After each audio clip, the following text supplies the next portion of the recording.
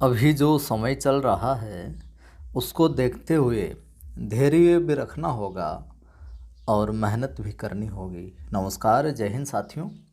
वापस हम प्रारंभ कर रहे हैं कक्षा 10 की जो कला संस्कृति वाली किताब है, जो नई किताब जुड़ी है, जिसके अंदर राजस्थान के जीके के तमाम बिंदु है, जो तमाम टॉपिक शामिल है। अपने पाठ्यक्रम में भी, रीट में भी जिनको शामिल किया गया है। तो इससे पहले दूसरे से लेकर 5वें अध्याय तक हमने पाठ है जो पढ़ लिए थे। प्लेलिस्ट में रीट का नया सिलेबस नाम से जो प्लेलिस्ट है उसमें मिल जाएंगे। पहला जो अध्याय है जिसमें जो राजस्थान का इतिहास है वह हम आखिर में पढ़ेंगे, बड़ा पाठ है।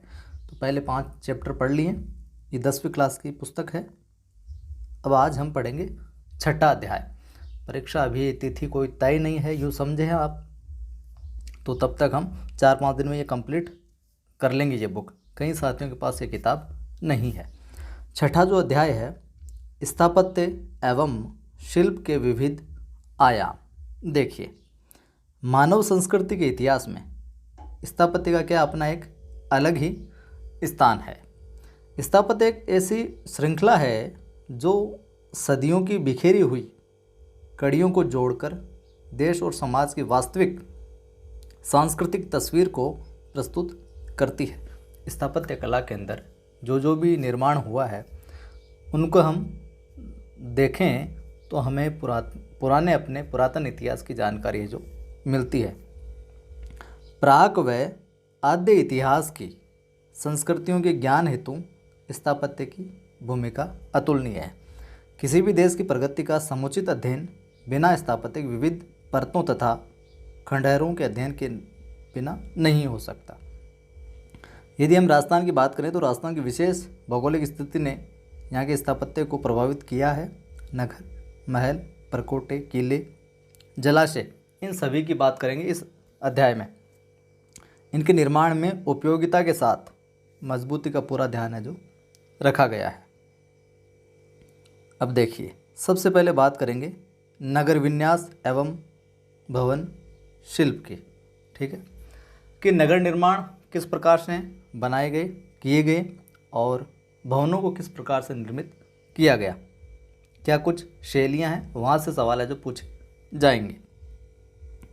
हनुमानगढ़ जिले में कालीबंगा और सोंथी में खुदाई से ऐसे अनेक प्रमाण मिले हैं जिनसे ज्ञात होता है कि ऋग्वैदिक काल से कई सदियों पूर्व सरस्वती एवं द्विती नदियों के किनारों पर बसे नगरों की नगर योजना और भवन निर्माण क्या था, उच्च स्तर का था, स्टैंडर्ड लेवल का था। ईंटों से बने भवन, सड़कें, नालियाँ, गोल कुएं, वेदियाँ आदि इस बात को क्या करती है, प्रमाणित है जो करती है। आगे देखिए, दक्षिणी पश्चिमी राजस्थान में आहड़, गीलूंड आदि संस्कृति के केंद्र है जो रहे हैं। मकानों में खिड़कियाँ, दरवाजे, बरामदे, खुले चौक आवास को पूर्णता प्रदान करते थे। मकान इस प्रकार से डिज़ाइन थे तत्कालीन समय में भी, जिनके अंदर खुले चौक हुआ करते थे, खिड़कियाँ भी देखने को मिलती थी, जो यहाँ की समृद्ध अवस्था पर प्रकाश है जो डालते थे। अनाज पीसने के पत्थर, तांबे की चद्दरें आदि आहड़ की कृषि तथा व्यवसाय प्रधान बस्ती की ओर संकेत करते हैं। पौराणिक सभ्यता के युग में राजस्थान के कई सांस्कृतिक केंद्रों का जो ज्ञान होता है, जिनमें पुष्कर देख लीजिए, मरुधन्व, जांगल, मत्स्य, साल्व, मरुकांत्र आदि है जो प्रमुख हैं। आगे देखिए, महाभारत काल में विराट नगर, जिसे बेराट भी कहा जाता था, पुष्कर आदि नगरों का वर्णन आता है। महाभारत काल में भी इनका वर्णन देखने को मिलता है। जो स्थापत्य एवं रक्षा की दृष्टि से नगर योजना की समृद्ध कहानी कहते हैं। मौर्य काल से लेकर उत्तर गुप्त काल में भारतीय स्थापत्य की भांति राजस्थान में भी स्थापत्य के एक विशेष रूप का विकास हुआ है।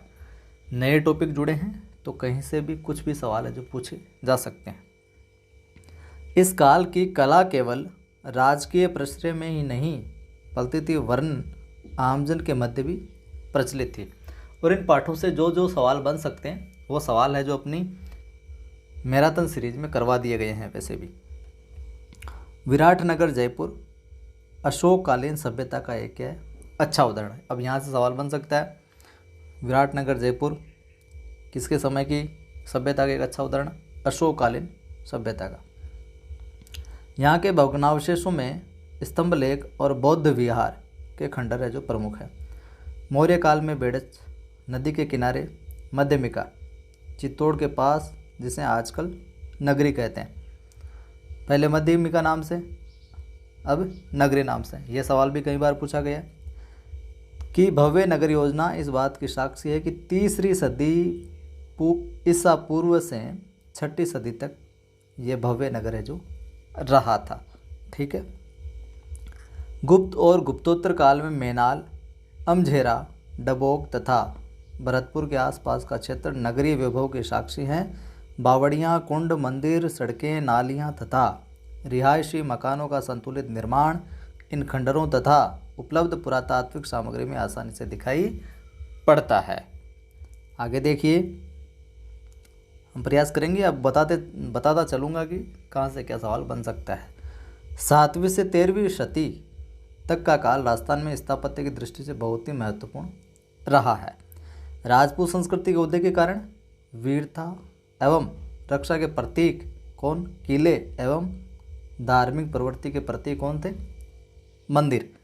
तो वीरता एवं रक्षा के प्रतीक किले सवाल बन सकता है, धार्मिक प्रवृत्ति के प्रतीक कौन, मंदिर। आगे देखिए, बनाए गई। ठीक है। राजपूत काल में जहाँ जहाँ राजधानियाँ बनी वहाँ का नगर नियोजन क्या, विशिष्ट रहा।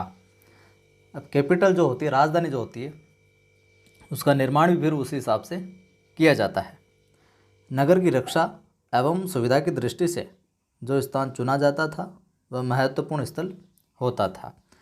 इसी दृष्टि से भीनमाल, जालोर जो है, जालोर में भीनमाल, चित्तौड़, मंडोर, ओसियाँ, रणथंभौर, झालरापाटन, राजौरगढ़, आमेर जैसे स्थानों को राजधानी नगर बनाने हेतु क्या किया, चुना गया, सिलेक्ट किया गया। आगे चलकर देशी राजाओं ने अपनी अपनी राजधानियों के लिए जोधपुर, जैसलमेर, बीकानेर, उदयपुर, बूंदी, कोटा, जयपुर जैसे नगरों की स्थापना की और उन्हें परिपूर्ण नगर के रूप में क्या किया, विकसित किया। उदाहरण के लिए हम देखें तो जयपुर को देख सकते हैं। तो महान शिल्पकार विद्याधर ने जयपुर शहर को 9 वर्गों के सिद्धांत पर बसाया था। अब देख लीजिए, यहाँ से सवाल पूछा गया है और पूछा भी जा सकता है। शिल्पकार कौन, विद्याधर, इसने जयपुर शहर को 9 वर्गों के सिद्धांत पर बसाया। सुव्यवस्थित रूप से बसे जयपुर के निर्माण में चौड़ी और सीधी सड़कों एवं रास्तों की व्यवस्था सर्वाधिक महत्वपूर्ण रही। शहर के दोनों सिरों पर 2 चौपड़ अर्थात छोटी और बड़ी चौपड़ है। ठीक है, जिनमें बीच में फव्वारे तथा चौड़ी सड़क के दोनों ओर बाजार। आपने देखा होगा, अभी भी लगभग वही स्थिति है वहाँ जयपुर में। शहर से निकास के लिए सूरजपोल है, चांदपोल है, Ghat gate, Sanganeri gate, Ajmeri gate, Zorawar Singh gate आदि महत्वपूर्ण दरवाजे हैं। सिटी बस में बैठ के कहीं कभी सफ़र किया है तो आपको ये नाम जरूर कंडक्टर के मुंह से सुनने को मिले होंगे और आपने देखे भी होंगे। आगे देखिए, सवाई जय सिंह की कल्पना को साकार करने के लिए जयपुर शहर की नींव 1726 ईस्वी में राजगुरु पंडित जगन्नाथ सम्राट द्वारा रखी गई थी। यहाँ से सवाल बन सकता है, जयपुर शहर की नींव कब रखी गई, नवंबर 1726 में राजगुरु पंडित जगन्नाथ सम्राट द्वारा रखी गई थी। आगे चलकर तो पूरे राजस्थान के नगर नियोजन को जयपुर के स्थापत्य ने प्रभावित किया। जयपुर के स्थापत्य से प्रभावित होने लगे और उसी प्रकार अपना निर्माण है जो करने लगे। 12वीं सदी में जैसलमेर का निर्माण जंगल की निकटता और पानी की सुविधा को ध्यान में रखकर किया गया था। ठीक है, 12वीं सदी में जैसलमेर का निर्माण। समूची योजना जनजीवन और व्यापार की समृद्धि के हित में थी। चौहानों के समय अजमेर की गिनती समृद्ध नगरों में की जाती थी। पृथ्वीराज विजय काव्य में अजमेर की तुलना इंद्रपुरी से की गई है। पूछा जा सकता है कि अजमेर की तुलना इंद्रपुरी से की गई है, निम्न में से किस काव्य में? तो पृथ्वीराज विजय काव्य में। बूंदे की स्थापत्य में हम बात करें, बूंदे की स्थापत्य में तथा उसके बसाने में जल की प्रचुरता का बड़ा हाथ रहा है। ये आप देखते भी हैं, सभ्यताएं वहीं पनपी है जहाँ पर पानी की ज़्यादा सुविधा हुई है। तो जोधपुर और बीकानेर की बसावट में गढ़ निर्माण, परकोटे भवन निर्माण आदि भौगोलिक परिस्थितियों से संबंधित है। बीकानेर में समतल भूमि में पेशे के अनुसार नगर के भाग बनाए गए तथा हाटों और बाज़ारों को व्यापारिक सुविधा के अनुकूल है जो बनाया गया। बाज़ारों को व्यापार की दृष्टि से निर्माण किया गया। जिस क्षेत्र में बड़ा व्यापार होता था वहाँ पर बड़े बाज़ार बने और लघु होता था उस हिसाब से। उदयपुर को झील के किनारे घाटियों के अनुकूल पेशे के अनुसार मोहल्लों में बांटा गया। जिस मोहल्ले में जिस तरह का पेशा करने वाले, काम करने वाले रहने लगे उसी अनुसार विभक्त किया गया। आगे देखिए, नगरों के स्थापत्य से गांवों का स्थापत्य भिन्न रहा है। पहाड़ी इलाकों के गांव पहाड़ी ढलान और कुछ ऊंचाई लिए हुए हैं, जैसे केलवाड़ा, सराड़ा आदि। पहाड़ों और घने जंगलों में आदिवासियों की बस्तियां छोटी छोटी टेकरियां पर 2-4 झोपड़ी के रूप में बसी मिलती है। रेगिस्तानी गांवों को पानी की सुविधा को ध्यान में रखकर बसाया जाता था, इसलिए बीकानेर और जैसलमेर के गांवों के आगे सर अर्थात जलाशय का प्रयोग अधिकतर पाया जाता है, जैसे कि बीदासर, जेतसर, उदासर। सर यानी जलाशय और उन्हीं के किनारे बसे होने की वजह से इनका नाम उसी रूप में पुकारा जाने लगा, पड़ गया, बीदासर, जेतसर, उदासर। सबसे पहले आगे हम बात करते हैं दुर्ग शिल्प की। हम अध्यायों को 2-2, 3-3 पार्ट में पढ़ेंगे ताकि वीडियो ज़्यादा लंबा नहीं हो और आपको भी बोरियत महसूस नहीं हो। दुर्ग शिल्प के बारे में जान लेते हैं और फिर आगे की वीडियो में देखेंगे कौन कौन से दुर्ग है, चित्तौड़ वाले, किसकी क्या विशेषता है, वो कल के वीडियो में देखेंगे। आज हम थोड़ा सा दुर्ग शिल्प के विषय में जान लेते हैं। राजस्थान का शायद ही कोई जनपद या अंचल ऐसा हो जहाँ कोई छोटा बड़ा या दुर्ग या गढ़ गड्डी न हो। मतलब हर जगह आपको गढ़ है जो छोटे मोटे किले जो देखने को मिल जाएंगे। दुर्ग निर्माण की परंपरा बहुत प्राचीन काल से चली आ रही है। शुक्र नीति के अनुसार, किसके अनुसार? शुक्र नीति के अनुसार राज्य के 7 अंग माने गए। पूछा जा सकता है शुक्र नीति के अनुसार राज्य के कितने अंग माने गए? 7 अंग माने गए, जिनमें दुर्ग भी एक अंग है उन 7 अंगों में। संपूर्ण देश में राजस्थान वह प्रदेश है जहाँ पर महाराष्ट्र और मध्य प्रदेश के बाद सर्वाधिक गढ़ और दुर्ग बने हुए हैं। ठीक है, यहाँ राजाओं व सामंतों ने अपने निवास, सुरक्षा सामग्री को इकट्ठा करने की दृष्टि से, आक्रमण के समय अपने प्रजा को सुरक्षित रखने की दृष्टि से, पशुधन बचाने के लिए और संपत्ति को छिपाने के लिए दुर्ग है जो बनवाए थे। राजस्थान में दुर्गों के स्थापत्य के विकास का प्रथम उदाहरण कालीबंगा की खुदाई से देखने को मिलता है। कालांतर में फिर मौर्य, गुप्त, परवर्ती युगों में दुर्गों के निर्माण के निश्चित आधार दिखाई पड़ते हैं। इस समय दुर्ग निर्माण में मंदिरों तथा जलाशयों को प्रधानता दी जाने लगी। दुर्ग के अंदर ही मंदिर बनाए जाने लगे और जलाशय भी बनाए जाने लगे ताकि विकट परिस्थितियों में पानी की समस्या नहीं उत्पन्न हो। राजपूत काल में राजस्थान में बने दुर्गों में भाटियों का सोनागढ़, अजयराज चौहान का गढ़ बेटली तारागढ़ अजमेर वाला, ठीक है, ध्यान में रखना, कुंभा का मांडलगढ़ आदि उल्लेखनीय। आगे बढ़ते हैं थोड़ा। तो तराइन के दूसरे युद्ध में पृथ्वीराज चौहान के पराजय के बाद दिल्ली में तुर्क अफगान शासन की क्या हो गई? स्थापना हो गई, जिसका प्रभाव राजस्थान के दुर्ग स्थापत्य पर भी पड़ा। जैसा राजा होगा वो अपनी संस्कृति लाएगा, उसी अनुसार फिर स्थापत्य निर्माण होने लगा। यह हम दुर्ग शिल्प का सामान्य इतिहास है जो वो देख रहे हैं अभी, फिर बाद में अलग अलग दुर्गों का इतिहास देखेंगे। 13वीं सदी के बाद दुर्ग बनाने की परंपरा में एक नया परिवर्तन दिखाई देता है।